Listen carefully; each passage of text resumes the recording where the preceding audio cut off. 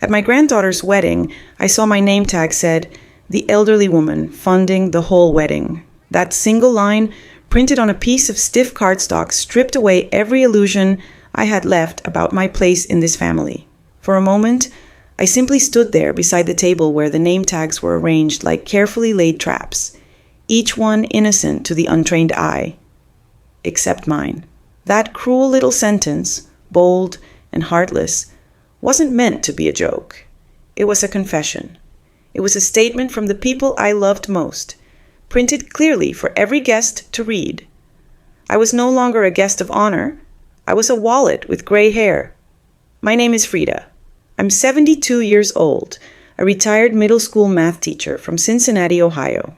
My husband passed away nearly 12 years ago, and since then, I've poured all my energy and savings into trying to keep our family together, especially for the sake of my only granddaughter, Lily. She was the bright little flame I held on to through the darkest nights, but I never realized how much of myself I had given away until I saw that name tag.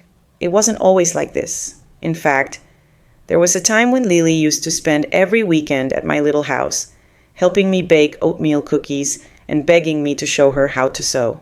I used to think she cherished those memories as deeply as I did. When she got engaged, she came to me in tears because her parents, my daughter and her husband, were too financially stretched to help with the wedding. I didn't even hesitate.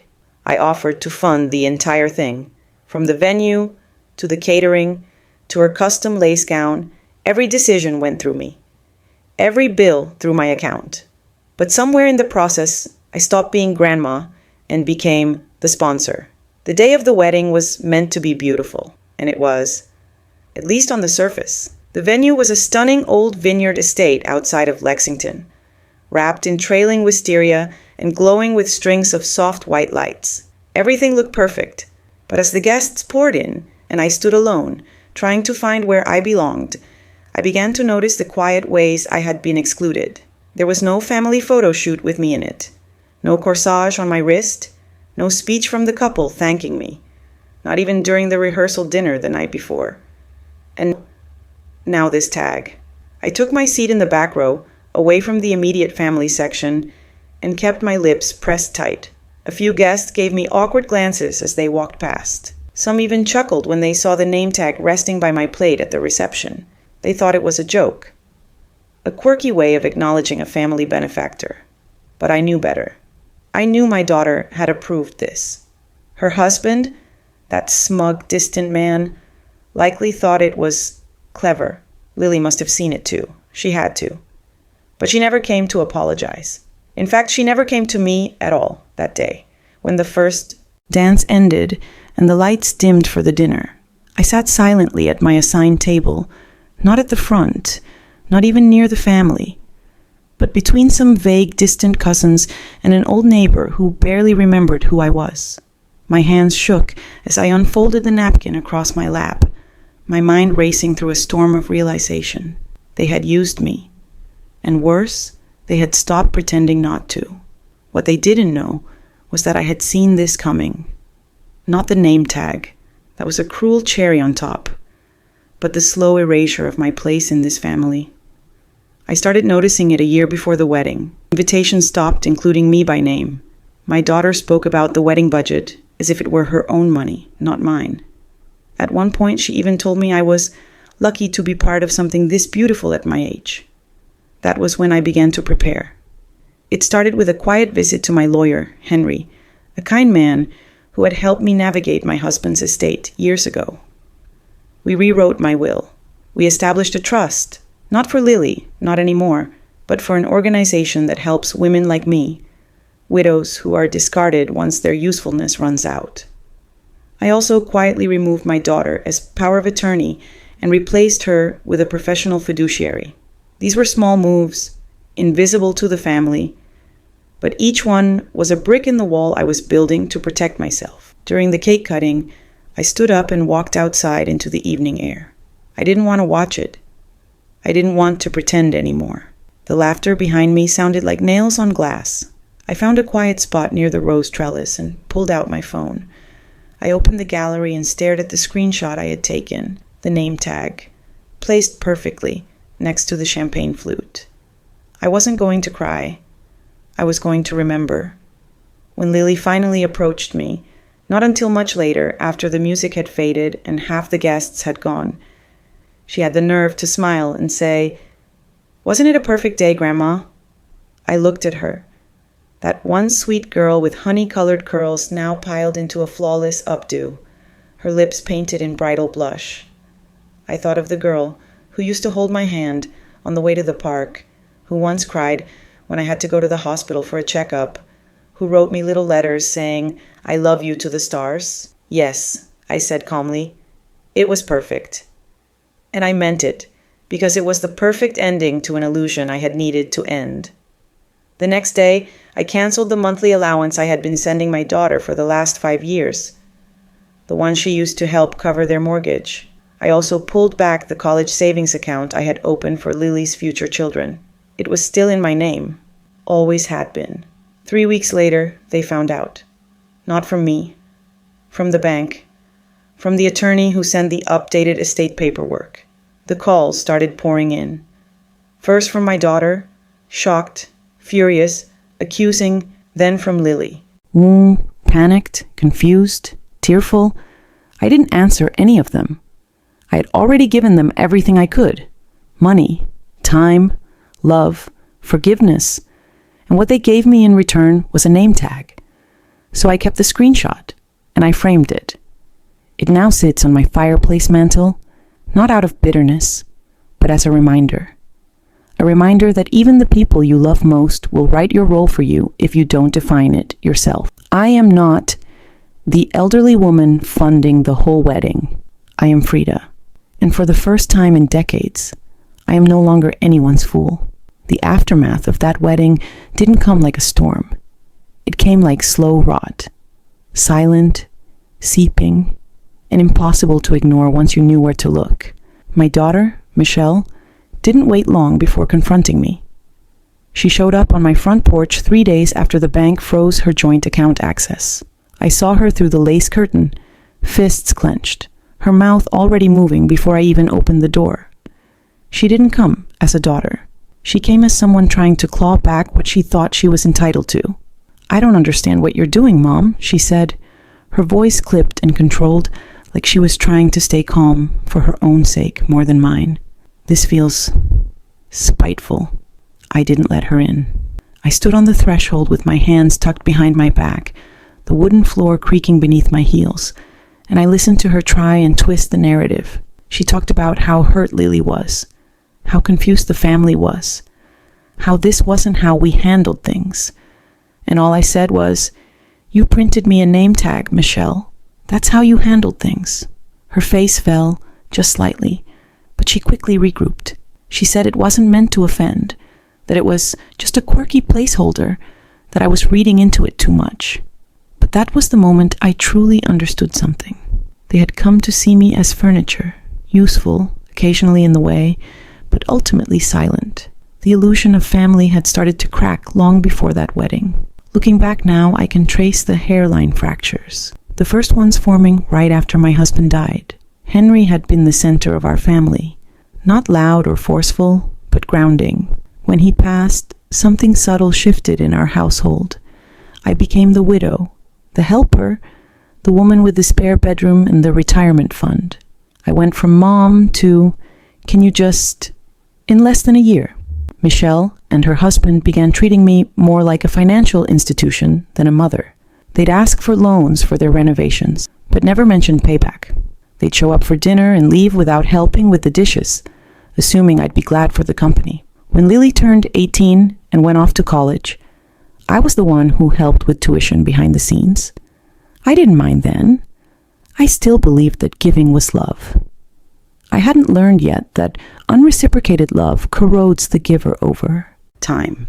The final straw, before the wedding tag, happened about 6 months prior, when I caught Michelle in a lie. She had told me she and Lily were struggling to cover final wedding payments and asked for an extra $5,000. I wired it that same afternoon. But a week later, Lily posted pictures on social media from her bachelorette trip to Santorini. Luxury hotels, private boats, matching satin robes. It was beautiful, and it was mine. I said nothing at the time, but I took a screenshot of every image. By then, I had already started journaling my interactions with the family, a habit my therapist had recommended when I confessed to feeling invisible and manipulated. The journal became more than a log. It became a map of how far I had drifted from being seen. There were dozens of entries, small moments, each a pin on the trail. The time Michelle asked me to babysit and came home 4 hours late without apology. The time Lily introduced me as my grandma, who's super helpful to her friends. Or when I caught her fiancé referring to me as the piggy bank. These weren't just moments. They were erosion. And I had ignored the tremors for too long. After Michelle left my porch that day, without an apology or an ounce of reflection, I knew something else with perfect clarity. They weren't going to change. And I didn't need to wait anymore. The time for explanations had passed. What I needed now was space. Space to reclaim what remained of my dignity, my time, and my future.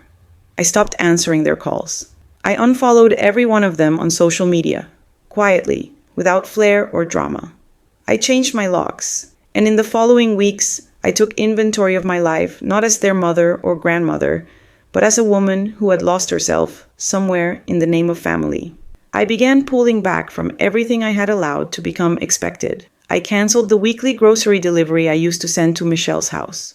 I paused the auto payments for their utilities. Yes, I had been doing that too. I even went as far as reclaiming a piece of art from their living room, a hand-painted print my husband and I had bought on our honeymoon in Venice. It had always been mine. I had only loaned it. Lily didn't reach out again until her honeymoon was over. Her message was short, just 2 sentences asking if we could talk. I waited 5 days before replying. Not out of cruelty, but out of necessity.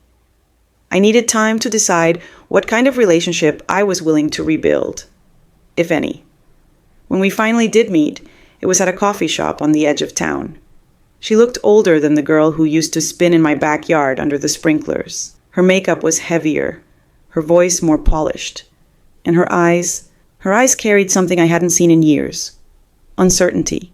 She apologized in a way. She said the name tag wasn't meant the way it came across. She said she hadn't realized how much I had done. She said she thought I wanted to help, that I enjoyed being needed. And I did, once. But love shouldn't feel like servitude. It shouldn't require silence in exchange for proximity. I told her that. I watched the truth land in her expression like a slow drop of ink in water, spreading, darkening, irreversible. She didn't cry. Neither did I. But when we stood to leave, she hugged me longer than she ever had before. And in that moment, I felt the weight of every boundary I had never set. This wasn't revenge. This was reckoning. This was the part where I finally stood still and let them carry their own weight for once.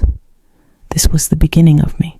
The following weeks unfolded like pages in a book I hadn't realized I was writing. Not a dramatic thriller, not a tragic memoir, but something closer to a quiet reckoning. The days slowed down, no longer punctuated by phone calls demanding explanations or subtle emotional guilt traps. Instead, I was left with silence, the kind that once terrified me, but now felt like a warm blanket after years of standing in the cold.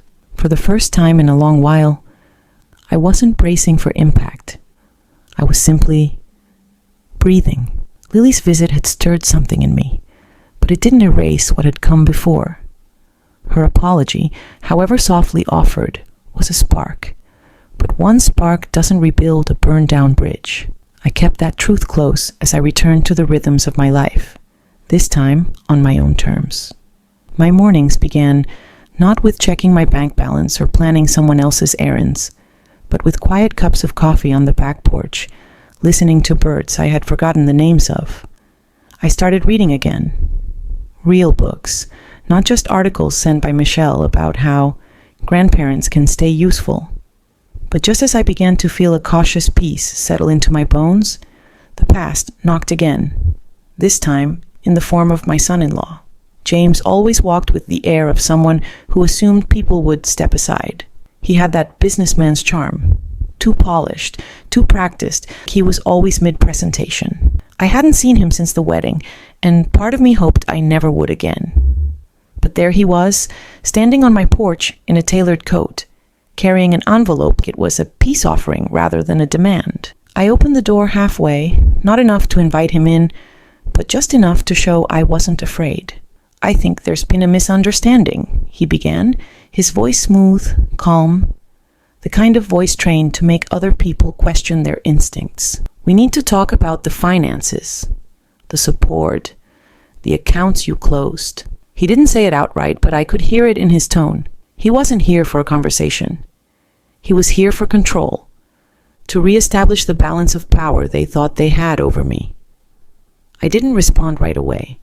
I just looked at him and saw not a husband or father or son-in-law, but a man who had stood beside my daughter while she reduced me to a line on a name tag. I thought of how he toasted at the reception, raising his glass and thanking everyone but me. I thought of how Lily once told me, "James says you're too involved sometimes, Grandma," as if I was a burden they couldn't quite shake. So I took the envelope, nodded once, and closed the door without another word. I waited until I was at the kitchen table before opening it. Inside were printed statements, lists of expenses, numbers highlighted, notes scribbled in red pen. A subtle way of saying, "You owe us." A map of assumed entitlements dressed up as bookkeeping. I smiled. Not because it was funny, but because it was predictable. I placed the papers into a folder marked irrelevant, and then I made another call to my lawyer. Henry's voice hadn't changed in the years since I'd last sat across from his desk. Calm, professional, but with an undertone of warmth that reminded me I wasn't alone. He reviewed the documents, made a few quiet hums, and then said the words that lifted a weight I didn't realize I'd still been carrying. "They have no claim. You owe them nothing. And if they continue to push, we can file a cease and desist." That night I wrote a letter, not to them, to myself. It was a letter of release, a kind of formal goodbye to the woman I had been, the woman who excused, enabled, and overextended. I wrote about the dinners I cooked without thanks, the money I wired without interest, the nights I stayed awake worrying about their mortgages while they slept soundly in beds I'd helped them buy. And then I signed it, Frida, a woman no longer waiting for appreciation. The next day, I donated a portion of my savings, the exact amount I had once promised Lily for the wedding, to a local shelter for elder women who had been cast aside by their families. It wasn't about the money, it was about meaning. I wanted my resources to go somewhere they were needed, somewhere they would matter, somewhere they wouldn't be reduced to a punchline on a name tag. In the weeks that followed, word began to spread in the family. The calls changed tone. Michelle left voicemails, her voice tighter, no longer scolding but pleading. "Mom, can we please just talk? This isn't how we solve things. You're being unreasonable." Think of Lily. Lily texted less frequently, each message shorter than the last. Eventually they stopped altogether, but the silence, once feared, now felt earned. I took a trip, alone. I drove down to Asheville, stayed in a cozy inn nestled in the mountains, and spent 3 days walking trails, sipping cider, and talking to strangers who knew nothing of my past. One evening, sitting by the fireplace in the lodge, an older woman beside me, maybe 75 or so, with a silver braid and kind eyes, asked if I had children. I paused for a moment, then replied, "Yes, but right now, I'm learning how to have a life that doesn't orbit around them." She smiled like she understood. It was the first time I said it out loud, and it didn't feel like failure. It felt like freedom. When I returned home, I didn't check my phone right away. I let the messages pile up, the way autumn leaves gather in the yard. I went inside, unpacked slowly, and placed a new framed photo on my mantle, a picture of me standing alone at the overlook in Asheville, the sun casting a golden light across my shoulders. Next to it still sat the framed screenshot of the name tag. 2 images, side by side. One a reminder, the other a rebirth. I wasn't trying to punish anyone. I wasn't seeking vengeance or validation. I was simply drawing a line between what I would no longer accept and what I now chose to become. And as I stood there in the quiet of my own home, I whispered to myself a truth that no one could take from me. Not with name tags, not with balance sheets, not with guilt. I am not funding anyone's illusion anymore. I am Frida. And I am finally, fully mine. The days that followed were filled with an unusual calm, the kind that almost made me suspicious at first. For so long, my life had orbited around emotional turbulence, calls layered with expectation, passive-aggressive remarks masked as concern, guilt-tripped dinners, and that ever-present sense of being owed without being valued. But now, in this hush, I felt something deeper than peace. I felt presence. I was no longer sitting in the waiting room of someone else's life. I was finally inside my own. I began tending to my garden again, something I hadn't done with joy since Henry passed. The roses had overgrown along the south fence, tangled in neglect. I trimmed them back, one thorn vine at a time, and each snip felt like shedding old grief. Gardening had always been more than a chore for me. It was a slow kind of healing, the way digging into earth connected me to something eternal. And now, with each bloom I rescued, I thought of all the parts of myself I had let them overrun. My time, my boundaries, my voice. But like those stubborn roses, they had never died, just waited. The phone still rang occasionally. I rarely picked up. Michelle had shifted tactics, her voicemails now almost pitiful, wrapped in performative softness. "Mom, Lily's been asking about you. She misses you. I know things got weird, but don't you think we've all had time to cool off?" I didn't delete the messages, but I didn't return them either. They weren't invitations to heal. They were fishing lines, hoping I'd bite. But I had learned, just because someone calls you doesn't mean they've changed. Sometimes they just want access again. What I didn't expect was the invitation. It came in a thick envelope, cream-colored with embossed gold trim, the kind of thing people use when they want to impress. Lily was hosting a second wedding reception, a post-honeymoon celebration for extended friends and family. It was to be held at a country club just outside town, the kind of place you couldn't enter without a valet and a forced smile. The card inside read, "We would love to celebrate with you. Let's start fresh." A sticky note was added by hand. "Please come, Grandma. No name tags this time. Promise." I stared at that note for a long time. Part of me wanted to laugh. Another part wanted to cry. But what I felt most of all was wary, because I had seen this cycle before. The high gloss of regret followed by a return to the status quo. Still, something in the way she wrote, "Please," made me pause. Was it guilt? Was it genuine? Or was it simply another performance for the audience they still believed I lived to please? I didn't RSVP right away. Instead, I sat with the idea. I journaled again, something I had started doing every evening, not as a routine, but as a ritual. I wrote about the wedding, about the reception, about every smile I gave that wasn't real and every ache I carried home that night. And then I wrote about the look in Lily's eyes at the coffee shop, not pride, not annoyance, but something quieter, more searching. Could it be that she was beginning to see me not just as a resource, but as a person? The night before the event, I made a decision.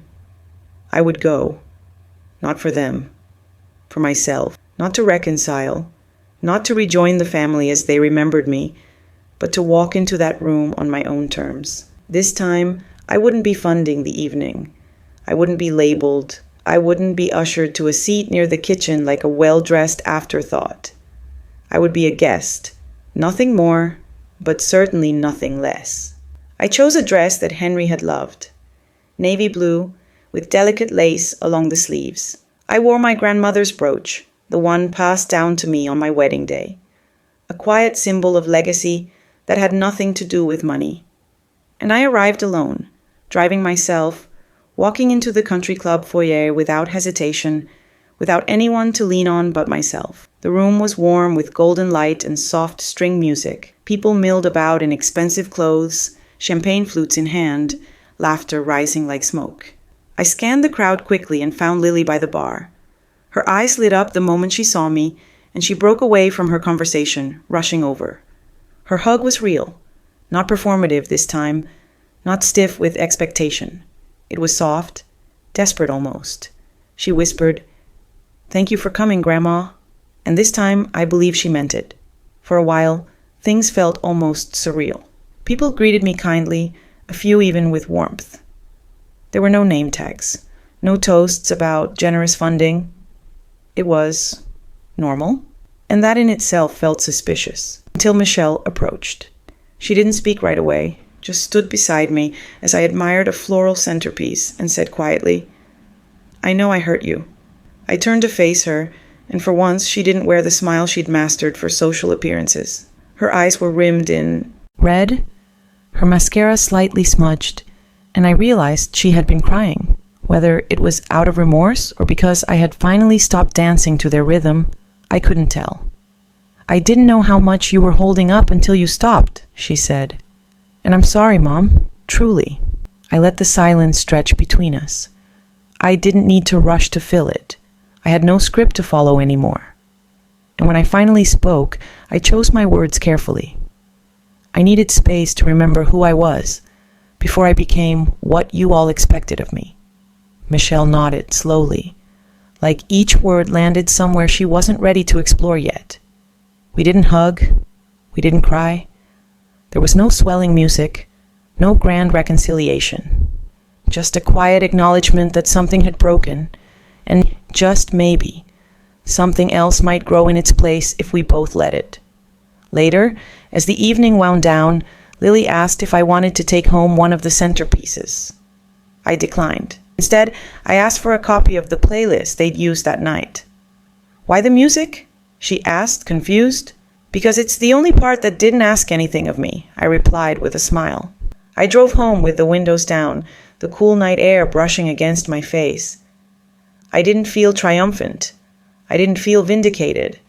But I felt something else. Steady. They had seen me now.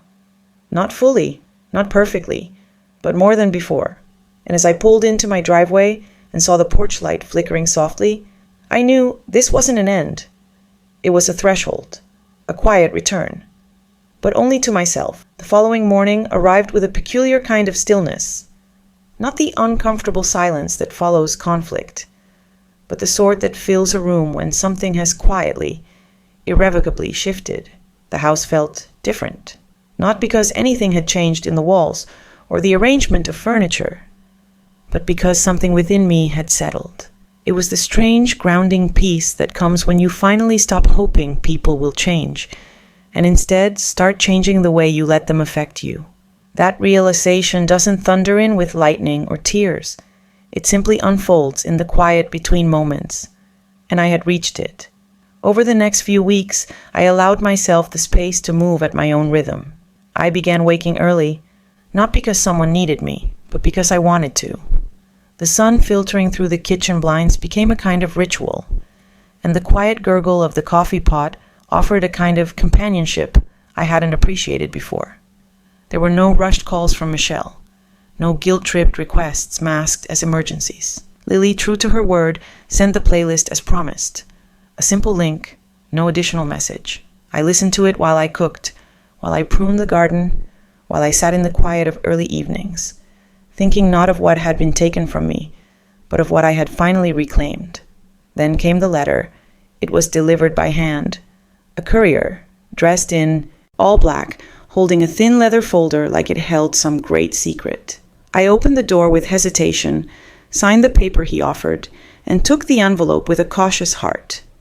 It was addressed formally. Miss Frida Langley, my full name, typed with precision. Inside were legal documents. A petition for guardianship. My hands trembled. Guardianship. The word didn't quite register at first.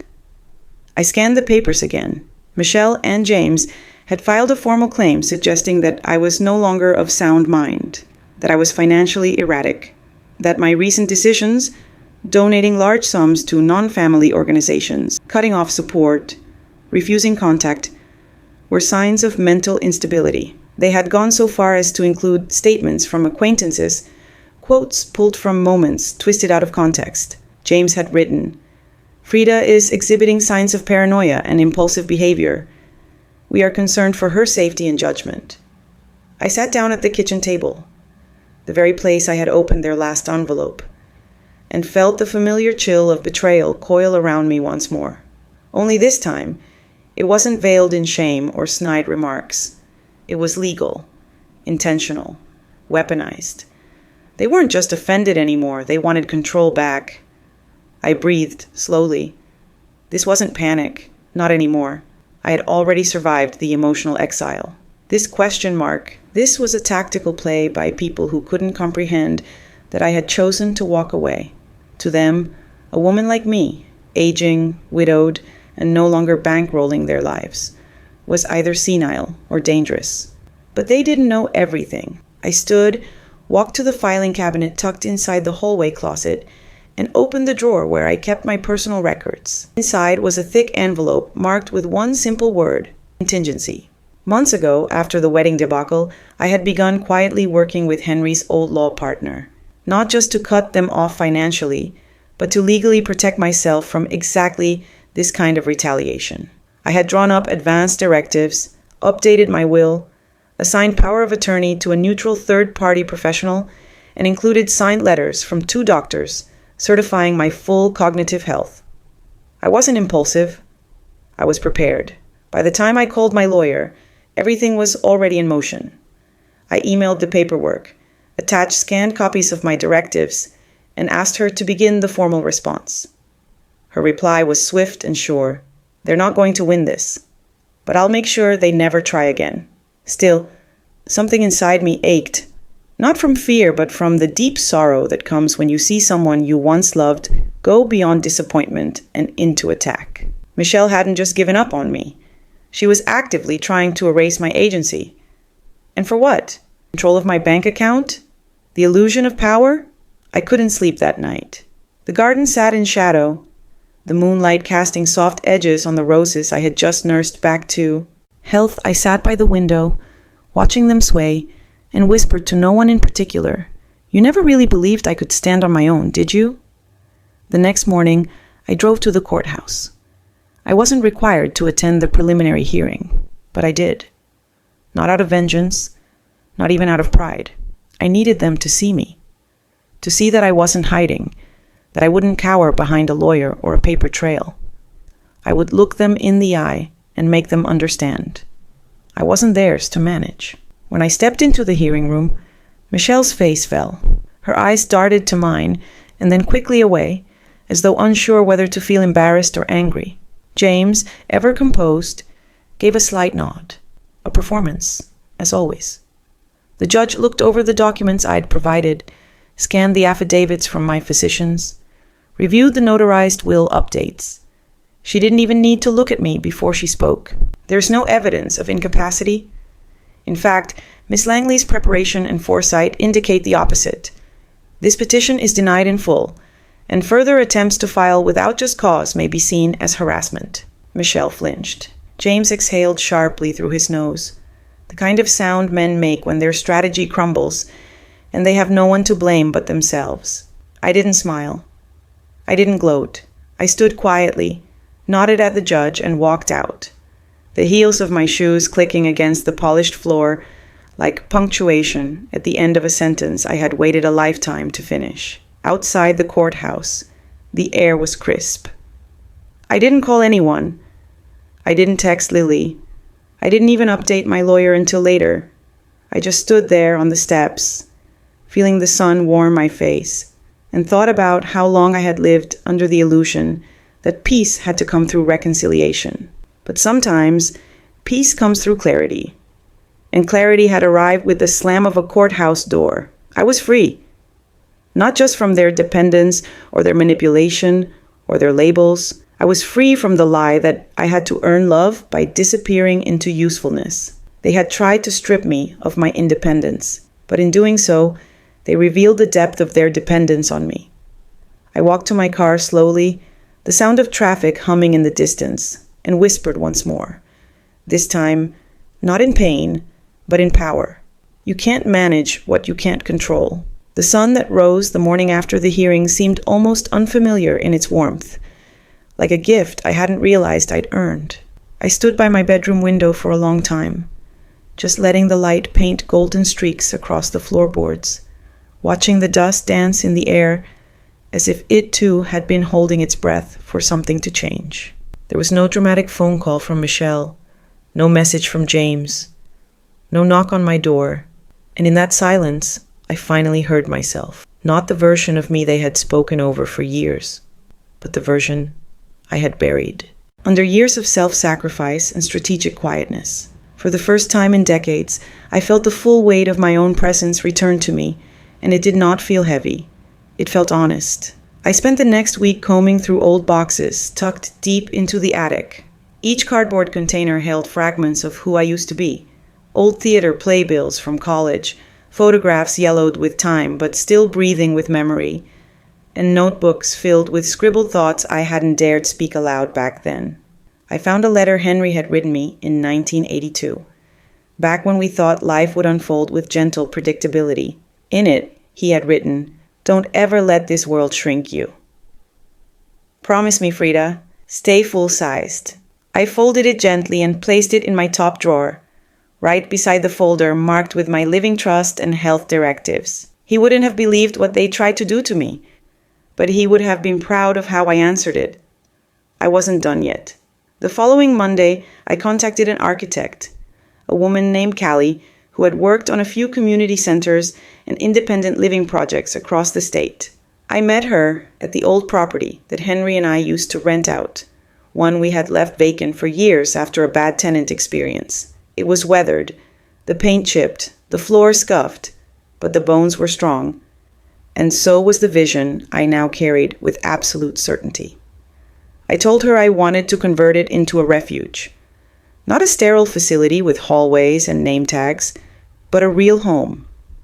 A place where women like me, women who had been used up and thrown aside by those they loved, could come and breathe again. Callie didn't flinch. She nodded, pulled out her tablet, and began sketching. Every corner of that house started to become something more. The back porch would become a garden workspace. The front room would be filled with books and soft chairs. The kitchen would be wide and warm, built for shared meals and quiet cups of morning coffee. It would be called Langley House, not just in honor of my name, but because Langley meant something that lasted through storms. I didn't just want to reclaim my dignity. I wanted to create a place where others could find theirs too. While the renovations began, I worked with a nonprofit advisor to set up the foundation's legal framework. I didn't just donate my money, I redirected it. The funds that once fueled Michelle's lifestyle, the money they had felt entitled to siphon from me like I was their personal reservoir, would now go towards something with breadth and purpose. The bitterness I might have felt in an earlier chapter had long been burned away in courtrooms and quiet nights. What remained now was sharper, a kind of righteous clarity, the kind that allowed me to love myself more fiercely than I ever had before.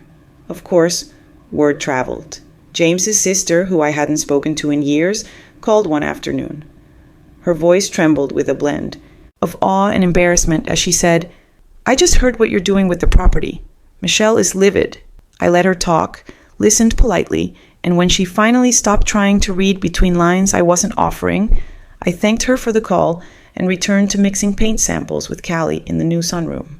There was something deeply healing about picking wall colors and furniture fabrics, not for resale value or social approval, but because they made me feel warm, seen, and calm. Pale sage for the hallway, deep navy for the reading nook, creamy yellows for the kitchen walls. It was as if I was painting over every bruise they had left, not to hide it, but to remind myself that healing didn't have to be loud to be permanent. Lily came by more frequently now, often unannounced but never intrusive. She brought journals she was working on, little updates from her job, songs she'd found online that reminded her of me. One afternoon, she came into the kitchen and pulled out a folded piece of paper from her jacket. It was a sketch. The dining room from Langley House, drawn in pencil with soft shadows and light touches. "I hope you'll hang it when the space opens," she said, placing it on the counter beside my tea. "It's not just about you anymore, Grandma. This place is going to outlive all of us." I looked at her, truly looked, and saw no trace of the girl who had once echoed her mother's dismissal with a crooked smile and downcast eyes. She was her own woman now.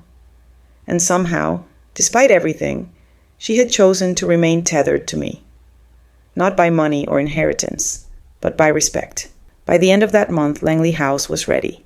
We hosted a soft launch for local organizations, social workers, women's shelters, retirement counselors. I didn't speak at the event, not out of modesty, but because I didn't want this to be about my pain. I let others take the microphone.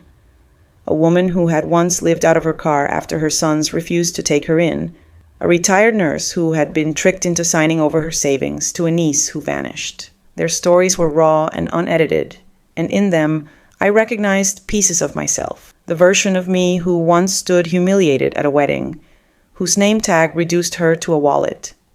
That woman was gone. Not dead, no. She had been repotted, given new soil, allowed sunlight, and asked to bloom again.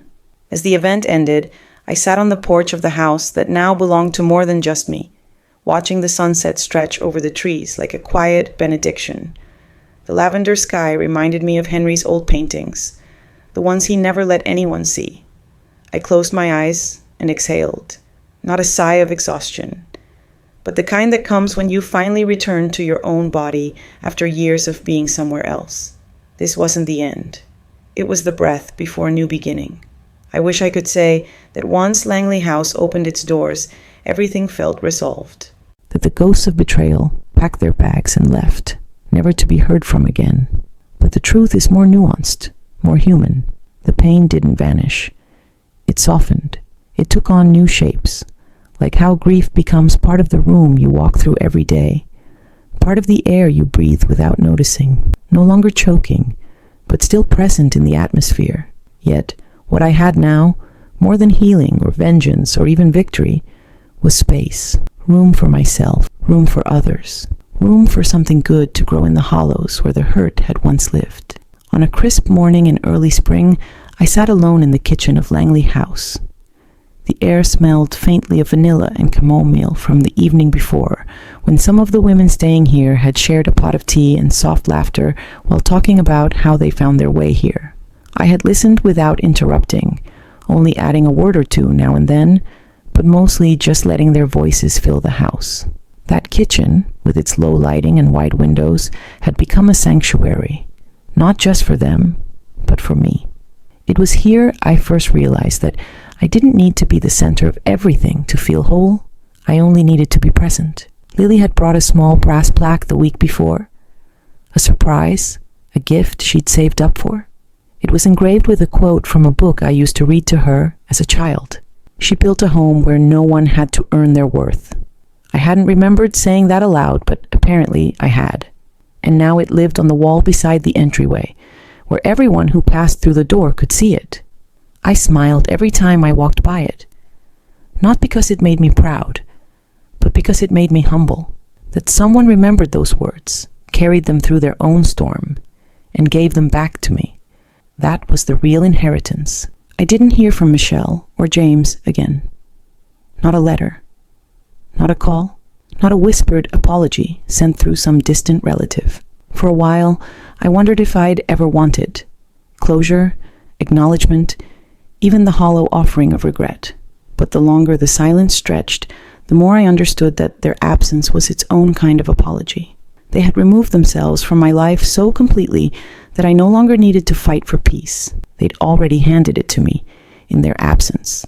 And what they had tried to take, my dignity, my name, my legacy, was now rooted too deeply to be touched. Instead, the people who mattered remained. Lily visited every weekend, sometimes staying the night in the guest room with a stack of books under her arm.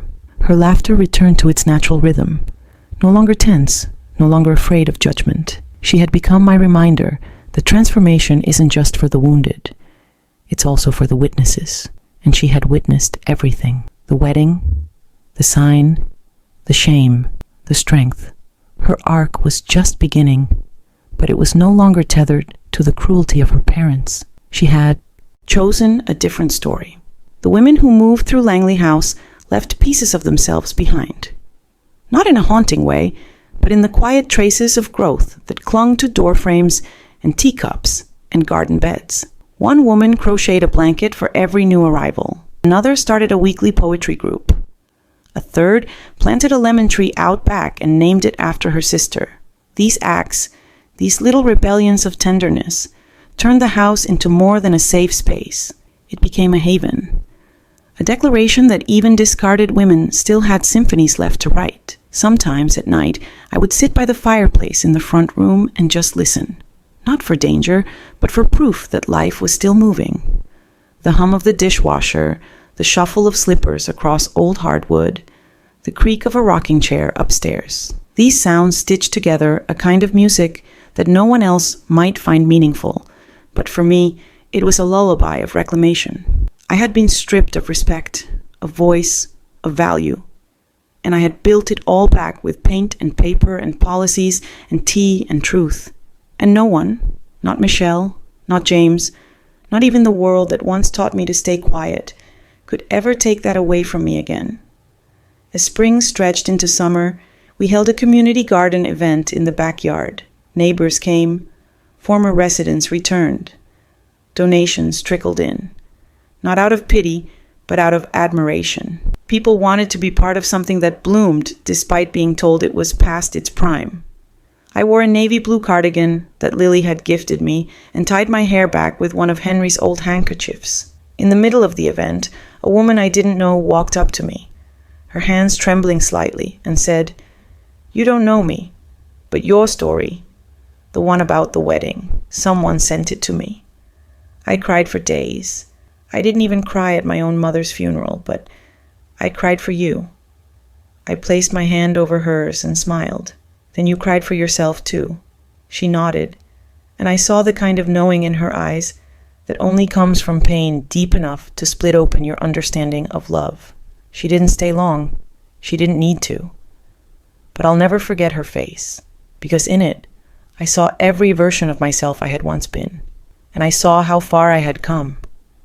I won't lie and say I'm fearless now. That's a myth. But I am braver than I ever was. Not because I yelled or fought or tore anyone down, but because I stayed. I stayed in my own skin, in my own truth. I didn't let the insult on a name tag define me. I didn't let their cold shoulders freeze me into inaction. I kept walking, even when the path was lonely, even when I had to build it myself. So if you're listening, whether you're a mother, a grandmother, a woman silenced, shamed, or pushed aside, let me tell you this: they do not get the final word. You do. With every choice to rise again, with every time you claim space that was once denied to you, you are writing your own ending, not theirs. Mine began with shame. It ended with legacy. Thank you for being part of this journey. If this story stirred something in you, I invite you to subscribe, to hear more voices that were once silenced. Share it with someone who may need to hear they are not alone. And if you've ever felt discarded, remember, there's a place for you too.